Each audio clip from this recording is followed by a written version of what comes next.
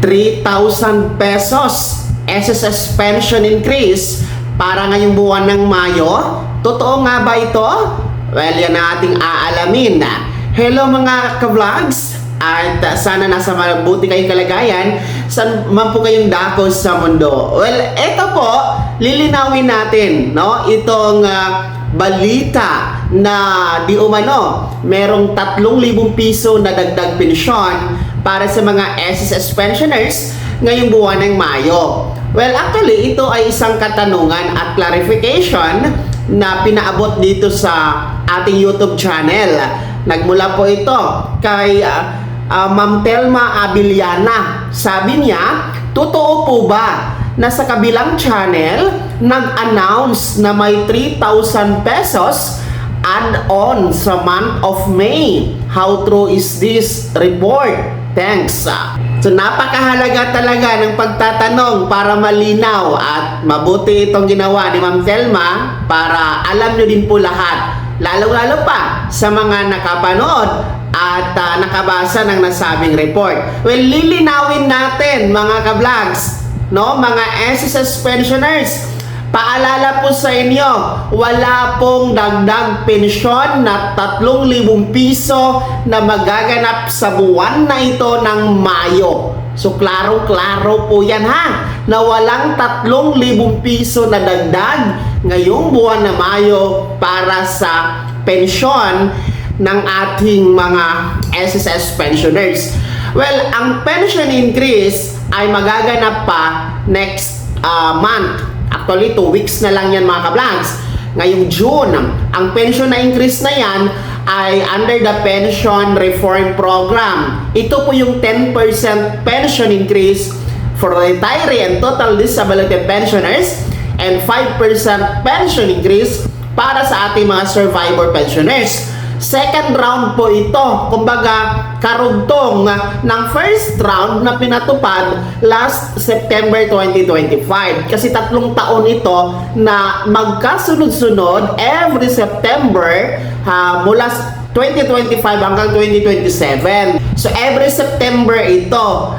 Kaso lang, ang nangyari sa taon na ito, mas maagang ipapatupad. Instead of September 2026, magaganap ito ngayong June 2026 dahil po sa krisis ng ating ekonomiya ngayon, no? Dulot ng pagtaas ng presyo at kakulangan ng supply ng langis. So yun po yung tunay na pension increase next month June mga ka-vlogs. Well, wala po talagang 3,000 piso, no? Kasi ang pension increase next month, yung second round, hindi yung 3,000 piso, kundi by percentage bracket, depende sa inyong pension category. Uulitin ko, para sa mga retiree and total disability pensioners, 10% pension increase ang mapapasa inyo. Samantalang 5% pension increase para sa mga survivor pensioners. So hindi siya naka-fix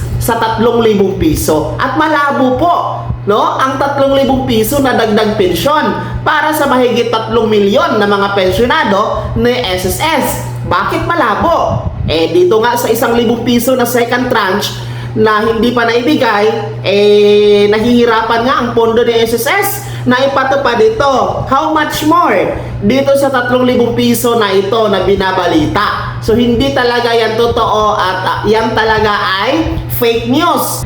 Kaya po, Ma'am Telma Abiliana, no, sana nilagay mo kung anong channel yung nag-report na yan. Nang sa ganon ay atin po matingnan. Kaya nga po, mag-ingat kayo sa mga pinapanood ninyo at tinututukan ng mga channel, lalong-lalo pa yung mga nagpapakalat ng fake news, no? Yung mga naka-AI na channel, iwasan nyo po yan kasi madalas ay fake news ang hatid ng mga yan na nagdudulot at naghahatid ng kalituhan sa ating mga nakakatanda at mga pensyonado. Well, kaya nga napakahalaga ng katanungan ni Ma'am Telma Abiliana dahil para ito sa pangkalahatan na kaliwanagan, no? At kung ano ang totoo, no, sa likod ng report na ito na di umano may 3,000 piso na dagdag pensyon ngayong Mayo. So, dito sa ating YouTube channel mga ka-vlogs ay sinisiguro natin na tama ang ating impormasyon na binibigay sa inyo,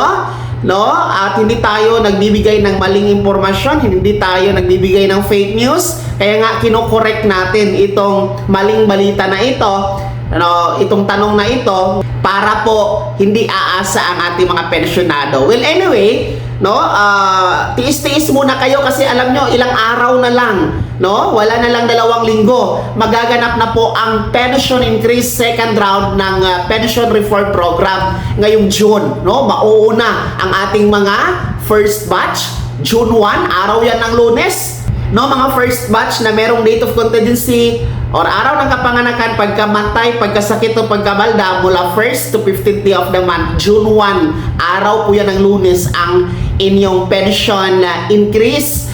Kasabay ng pension crediting for June, of course. At para sa ating mga second batch pensioners, yung may date of contingency from 16 to last day of the month, June 16 naman po ang schedule ninyo ng pension increase kasabay ng June pension crediting. Araw po yan ng Martes. So walang pagbabago kasi regular day ang mga pensyang yan, hindi holiday at hindi weekend. So doon po ang pension increase na totoo at legit na magaganap. So uulitin ko ha, Ma'am Telma Abiliana at sa lahat ng ating mga ka-vlogs, walang dagdag pensyon ngayong buwan ng Mayo. Fake news po ang 3,000 piso na balita na yan para ngayong buwan ng Mayo.